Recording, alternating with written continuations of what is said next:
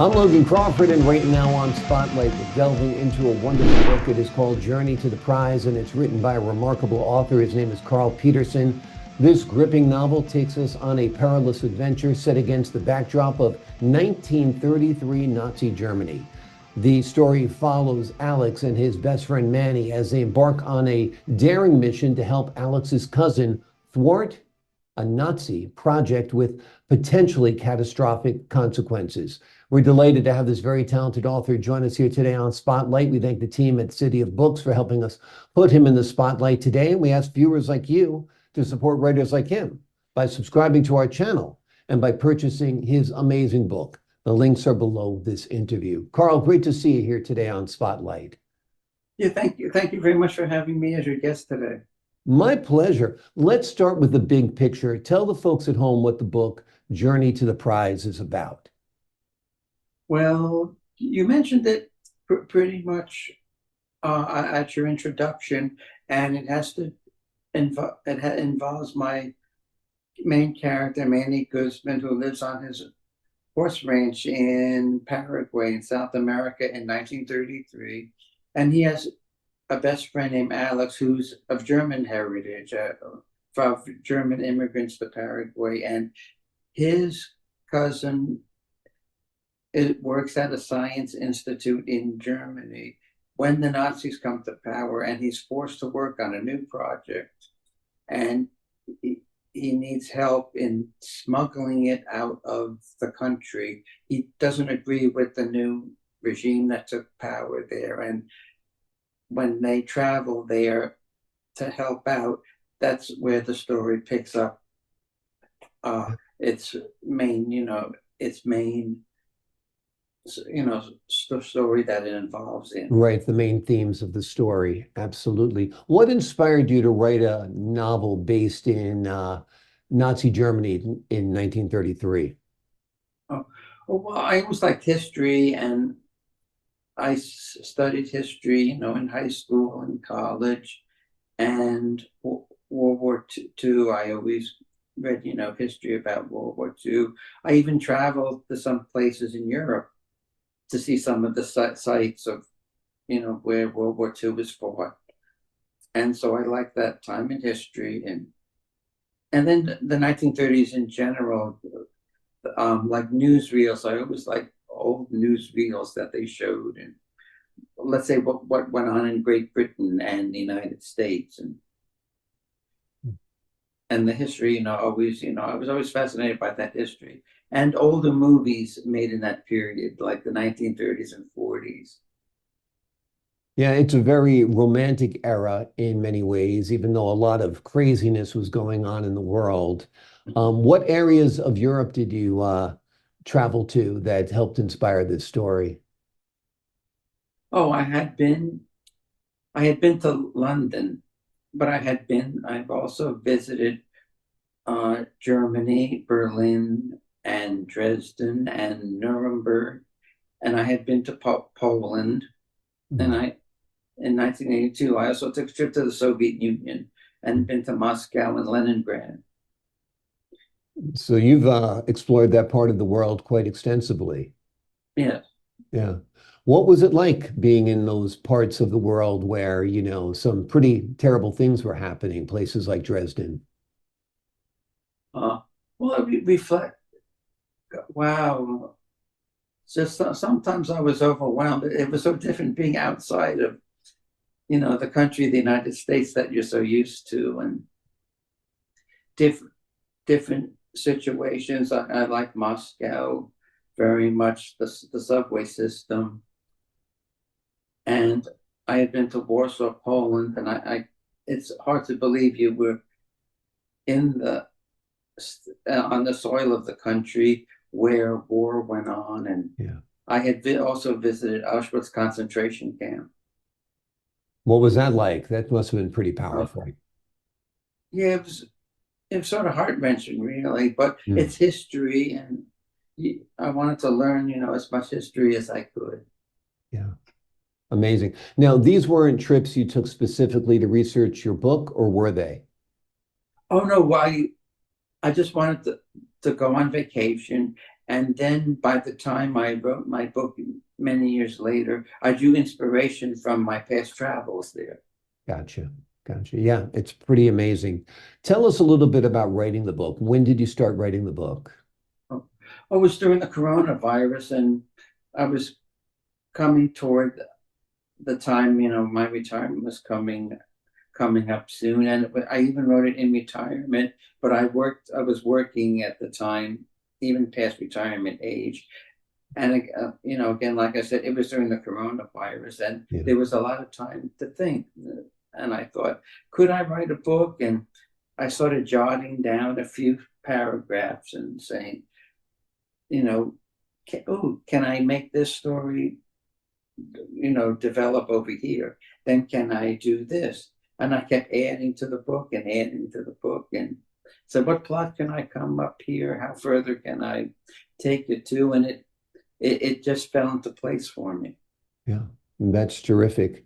That's terrific. COVID and the pandemic was in many ways the worst of times, but it was also the best of times because it gave people time to stop their usual routines and think and give them time to write. I mean, we were locked down, we were kept from family, we couldn't work in many cases. So it was a good time to be creative and fill the days that way, that's for sure.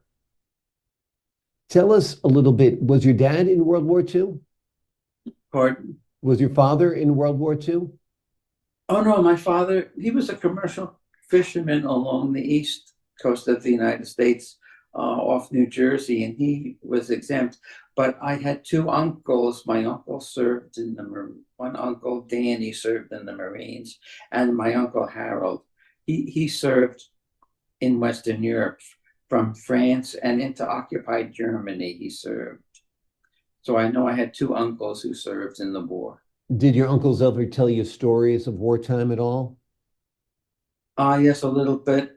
I think my uncle Harold, he had some PTSD after he returned. He was in France and to Belgium and the Battle of the Bulge. And after being in occupied Germany, he came home.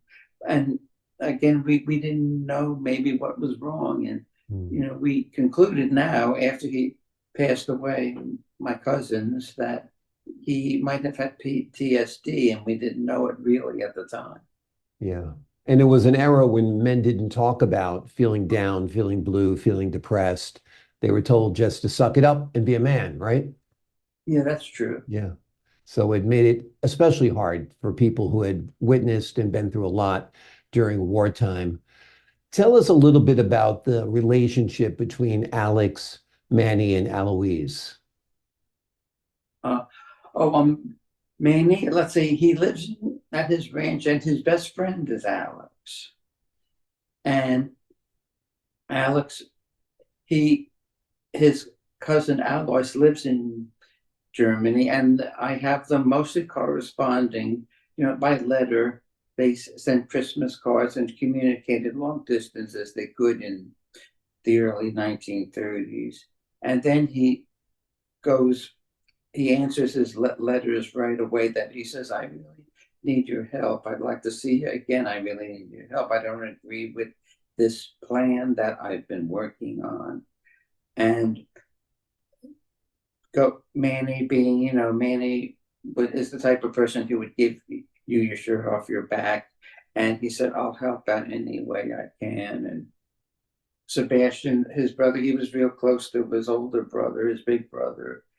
And Sebastian didn't go on the trip. He stayed home while it was just Manny and Alex heading to Germany to help out the situation there. Can you talk to us a little bit about the nature of the prize that you mentioned in the title? Oh, with the pro really, if you read the book, there's really more than one when you add it all up as the book comes to an end. There's he really more than one comes Manny's way, but there is one momentous thing that happens that's really big, and that happens in the last chapters of the book. Right. And I won't say exactly what they are at this time, but Exactly. that's the hint I'll give now. Yep, you don't want to spoil it, that's for sure. Mhm. Are Manny and Alex based on anybody you knew in real life at all? Are they composite characters or anything? Um, well, I have my friend who's helping me out on the computer. His name's Gerald, and Gerald, when he was younger, he was a jockey, Hmm. and he, rode horses and knew horsemanship. And when he was younger, I saw pictures of him when he was younger, and a little bit is based on him. Mm. Yeah. Yeah, it's amazing how, just different characteristics and different traits that we see in different people, different personalities. We imbue our characters that we put in our novels with those folks, and it helps bring them to life. You know, how they would speak, how they would react, and it makes it a little bit easier, that's for sure. Were there any obstacles or anything you found challenging in writing the book? Obstacles? No, I was surprised. It flowed pretty easy for me. The names, I just snapped my fingers and I said, "What's the name of this character? What'll be the name of this character? Right. It'll, what'll be the name of this character?" And the first thing that came to my mind, I said, "Yeah, that'll be their name." Hmm. And so mostly everything came easy. There's intrigue. There's a little bit of comedy around the romance in the book. And I wrote, you know, I wrote, some of the book where let I let it develop, where at first I might not want it to go in a certain direction, but then I said to myself, "Oh, let it go a little more this way," and I did that. Great. Well, it really worked because the characters really feel very, very realistic. That's for sure. Have you envisioned the book as a TV series or a movie, perhaps? Uh, oh, I'm taking one day at a time. I said it would be nice. It would be nice, whatever anyone wants to do. Yeah, I'm just going along with the flow in that area. exactly. Yeah. Well, it's nice when you put your work out there. You never know whose hands it's going to wind up in. We just got to figure out what actors would play Manny, Alex, and Alois. That's our biggest dilemma. But we'll let the casting department worry about that. Unless you have actors in mind already for Manny and Alex. Have you thought about that at all? Oh, I have no idea. You Yeah. know, they might have to have German and Spanish accents. Right. That's all I can think of who they could be. I think Maria would be a dark-haired young lady. Mhm. Sebastian would be uh, his description's on the first page. He would be a big, tall man. He Mhm. in the book he's much larger than Manny physically, Mhm. and Manny's a shorter person who's like the size of a jockey. Mhm. And yeah, but I don't know any actors who would fit those Mhm. images at the present time. Yeah. They're probably out there. We just got to find them. That's easy. You throw a dead fish and you'll hit an actor. There's lots of them out there. That's for sure. Um, what's did you balancing the factual parts of that era with the fictional parts of that era, was that any challenge for you at all? A little bit. I don't, I try to make it historically close as possible. Uh, in the book, I gave the names of two ships, ocean liners are in the book.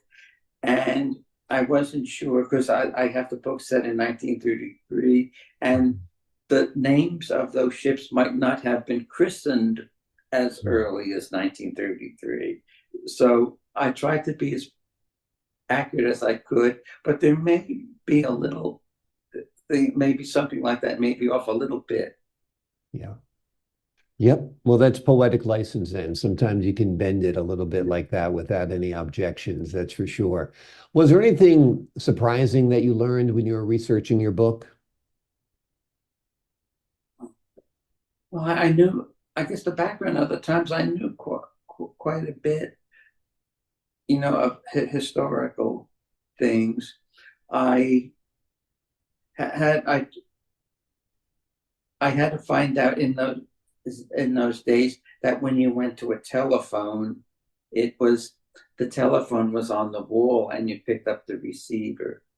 And in those days, you had to send wires like Western Unions, and I I wanted to find out if you could send Western Union telegrams from ocean liners, and I was told that you can do that. Hmm. So I tried to research small things that that you could do or couldn't do, in let's say 1933. Absolutely.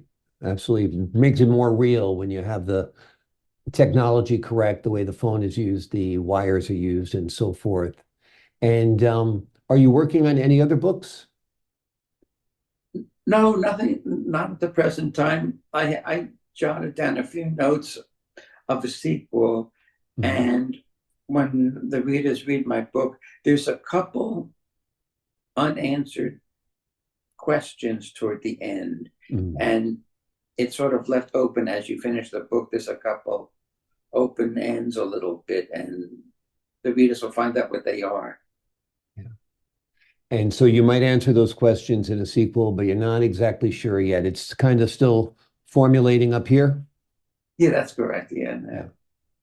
Sounds good. What do you hope readers learn or take away from Journey to the Prize? Oh, there's a few things to learn, like I have bullying as taking place in the book. And again, people should be aware of bullying, how wrong it is. And then evil, the Nazis. It seems that in today's news, it seems making Nazis villains isn't popular anymore as it used to be. Darn it, they should be villains like they always should be. Exactly, exactly. You know, when you think back, 1933 was, close to 100 years ago now, 90 years ago or so. But we still have major issues in the world. If you look at what's happening in Ukraine and so forth, what do you make of the conflicts that are still out there today? Um, well, like in those days, uh, people should, history repeats itself, Hmm. and tragically people don't remember what history, even recent history, was, and they're condemned to repeat it, Yeah, and we should be aware of that. absolutely. If you don't remember history, like you said, we're condemned to repeat it. And very scary what's happening in that part of Europe right now, that's for sure, and in the Middle East. Lots of wars going on right now. It's a troubling time. And tell me a little bit about your life outside of writing. Well, I grew up in Monmouth Beach, New Jersey, and it's right on the Atlantic Ocean, so going to the beach was a big part of my life. Yeah. Yeah, and and the town I live in, Wanamassa, that's only a couple miles from Monmouth Beach. So I lived by the ocean all my life, and I liked going to the beach Mm. You think you and got a book fishing. brewing When there? I was young, You oh, could, I'm sorry. When I was younger, I went fishing. Enjoyed fishing and boating. yeah. I was going to say, do you think you have a novel in you about the Jersey Shore? There's certainly a lot of stories that took place on the Jersey Shore over the years. No wonder. Uh, I'm trying to think. I can't think of anything Yeah. that I would want to place something at the place a setting at the Jersey Shore. Right. Though though it's though it's a nice place, to maybe you know develop a story, but I haven't thought it at the present time. Yeah, yeah. I That- think that might be a good one for sure. Tell me a little bit about Superstorm Sandy. Were you guys affected by that where you were? oh yes, we had. I remember the power was out for 3 days. Uh, Wow. the town of Monmouth Beach and Seabright, they took a really tremendous. Hit a lot of destruction. Seabright was almost destroyed, Yeah. which is the town just north of Monmouth Beach. And it took a while for things to be repaired. Yeah. And but I'm glad, things that the house in my house I live in wasn't damaged. The power was out, but the house I lived in wasn't damaged at all. So that was a blessing there. Yeah. Yeah. Some towns, like you said, like Seabright, basically completely destroyed. They had to rebuild the whole town. It's pretty Mhm. amazing. Devastation. Mother Nature devastation versus man-made devastation, like you depict in the book about World War II. Tell me a little bit about writing this book. Did it change your perspective on the war? Did it make you reflect on it differently? Did it make you think about it any differently? Uh, uh, I could say a little bit, though. I pretty knew much of the history, even the dark history of the time. So I just applied that to the book. Yeah. And knowledge I already knew, and I thought, wow, it's as bad as it's as bad as it could get. So, Yeah. I thought, that was the best application I did for the book. Absolutely. Who was the first person you gave the book to when you were done, or were you giving it to somebody chapter by chapter as you went along? Tell us about your first reader. Oh, of course. Well, the dedication has to do with that. Hmm. One of my best friends was Blake, who passed away Hmm. in 2015, and you know, thinking of the Jersey Shore, he was a surfer. He was a sort of adventurous type of guy and a surfer. And his mom, I know I'm close to his mom, miss his mom. I gave her the first book. His mom is still alive, and I Hmm. gave her my first copy. Amazing. And what was her reaction? Oh, so seeing the dedication, she thought it was wonderful. She Yeah. told me. Yeah. That is wonderful. Well, the name of the book is Journey to the Prize by Karl Peterson. It is a gripping novel that takes us on a perilous adventure set against the backdrop of 1933 Nazi Germany. The story follows Alex and his best friend Manny as they embark on a daring mission to help Alex's cousin thwart a Nazi project with potentially catastrophic consequences. It's a great book. It's a well-researched book. It's a well-written book. It will really bring you back to another era and will also point to the fact that atrocities that happened then are still happening now. And so it's a good wake-up call as well. Karl, thank you so much for joining us here today on Spotlight. Oh, thank you very much for having me again. And, it was great talking with you, sir. I enjoyed talking with you as well. To the folks at home, I'm Logan Crawford, thanking you for your time this time. Until next time on Spotlight.